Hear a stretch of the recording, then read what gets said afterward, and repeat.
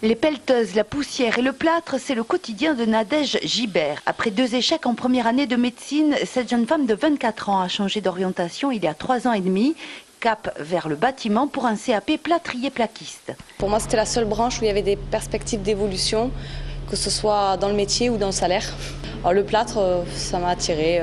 J'en avais fait un petit peu chez moi et moi, j'ai dit pourquoi pas essayer. Voilà. Et c'est concluant, Nadège est aujourd'hui chef de chantier et peut gérer jusqu'à une vingtaine d'ouvriers par jour. Comme j'ai des responsabilités, c'est assez intéressant de pouvoir prendre des décisions. Il ne faut pas se laisser faire en fait. C'est vrai qu'il faut savoir s'imposer, c'est pas facile. Et après, il faut rester humble aussi. Le bâtiment compte 11% de femmes salariées en France, un peu plus de 8% dans notre région.